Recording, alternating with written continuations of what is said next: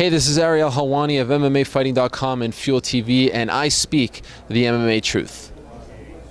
Angel Cordero for the MMAtruth.com in Puerto Rico, and we just witnessed the press conference for UFC 155, the rematch between Junior Dos Santos and Cain Velasquez, alongside my very good friend Ariel Helwani. Ariel, welcome to the MMAtruth.com, and welcome to the homes of thousands of MMA fans in Puerto Rico. We are in Puerto Rico right now. No, we're in Vegas, but they are watching you in Puerto Rico. Of course, yes. I've been to Puerto Rico once, San Juan. I have sort of a love-hate relationship with Puerto Rico, I must admit, because in the early 2000s, Puerto Rico stole my Expos when they went to play at the Hiram Bithorn Stadium, and I wasn't a big fan of that, but it's a beautiful place, and I hope the UFC goes back one day. You know what? You actually just told the answer of my first question, because I have heard stories from fans in Puerto Rico that have approached you in different events, and that you regularly say something like that. Oh, I love Puerto Rico. I went there as a young child. I remember I was on vacation, and Magic Johnson was there on vacation too. So I was like, wow, Magic Johnson. But I remember it being beautiful. I would love to go back. Well, if you ask friends like Chris Lytle, Misha Tate, you will know that if you haven't taken the tour with me, you haven't come to Puerto Rico. Guy. I'm the guy that gives the good tour. You just have to come hungry. Okay. Right? The food is a big part of my tour. Okay. Ariel, UFC 155, the end of 2012 for the UFC, and we're just asking a lot of people in the media and figures in the UFC, as well as fighters, what is your favorite moment of the UFC in 2012? Does it have to be a fight or just a moment, or whatever moment? There are two moments that come to mind when you talk about my favorite moment of 2012. First, I really loved UFC 142 when Jose Aldo went into the crowd and celebrated with his people. It was impromptu, it was dramatic, it was emotional. A guy who came from the streets back with his people after beating Chad Mendes. I really loved that moment. That was back in January, so almost a year ago.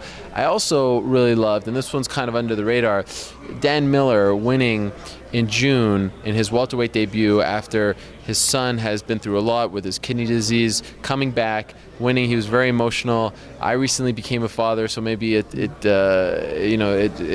struck a chord with me, and I really loved it. I thought that was a beautiful moment for him and his family. So those, off the top of my head, would be my two favorite moments. Now, on the flip side, what are the moments that you would really not like to remember? Well, I think the injuries were obviously a bummer. I mean, we're here at UFC 155. Look at this card. You're supposed to have Chael Sonnen against Forrest Griffin, then Forrest versus Phil. Forrest gets injured. Chris Weidman gets injured. Gray Maynard gets injured. I mean, at every card, it just seems like these cards are great, but they never come to fruition because there's injuries. So I think that has been a horrible storyline this year, and I hope it ends. And also, in relation to the injuries, 151 was kind of a black eye on the year. First time the UFC has had to cancel a card. The way it was handled wasn't, great for everyone involved. So I would say those would be my worst moments of the year. We end 2012 with UFC 155, and you're basically the most recognizable face in MMA media. And I don't mean anything by it, right? But well, I do have a big nose, so it's very recognizable.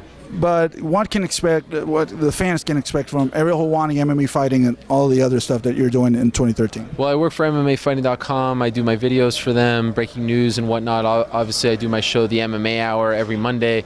From New York City. We return on January 7th. So I love working for MMAfighting.com. SB Nation is the parent company, and they treat me very, very well. I also work for Fuel TV, which is a great opportunity. I work for UFC Tonight, which airs Tuesdays on Fuel TV here in the United States, and also work on their fight night coverage. So post-fight show, which is after every major show, actually every UFC show, period, and then their weigh-in show, which airs usually on a Friday for a Saturday pay-per-view, or Thursday for a Friday show. And then the odd show, we did a trivia show this year, which was fun. We did a sit-down interview with Dana, specials, if you will. So two great companies, two great outlets, Fox, SB Nation. I cannot be happier. I feel so lucky that I get to live my dream covering MMA. I get to be here. It's just, I pinch myself. I don't know who I need to thank for this, who I owe for this, but I just feel so lucky that I get this opportunity. Well, you've certainly done a great job, and we probably need to thank the fans that support everything that we do. Absolutely. The fans, for me, I started with just a small blog, my own blog, jerrypark.com, and then I moved on to MMArated.com in 2008. And then when MMArated.com shut down in 2008, the fans were amazing, keeping my spirits up, saying that I'd bounce back. It took me almost 6 months to get a new job. It's hard making a living in MMA media, especially 3-4 years ago, but the fans were very supportive. They continue to be supportive on Twitter, Facebook, all that stuff. What I love about MMA is that it's such a community, it's a fraternity. People follow us and what we do in our work, show to show. They're so passionate, they love it so much. It's so much fun to be a part of it. Their spirit is so great. I consider myself one of them. I'm just happy that I get to be here and sort of serve them, ask the questions on their behalf.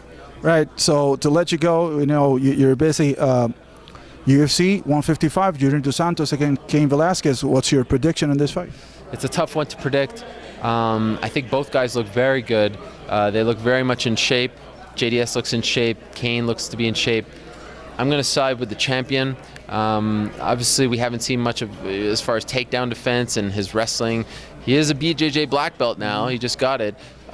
Cain is unbelievable. I have a lot of respect for him. He was obviously injured in the first fight, but I'm going to side with the champion. What if Cain Velasquez was to win this fight? What would you think should be the key to victory? Obviously, his wrestling is second to none. He lands more punches in a round than any fighter in the UFC. That was the stat that they put out on the Countdown show. His ground and pound is fantastic. His boxing is very good as well. He just didn't get a chance to show it because he was injured in the first fight. So I think it's let's see how JDS does against a high-level wrestler like Cain Velasquez. That's what I'm really interested.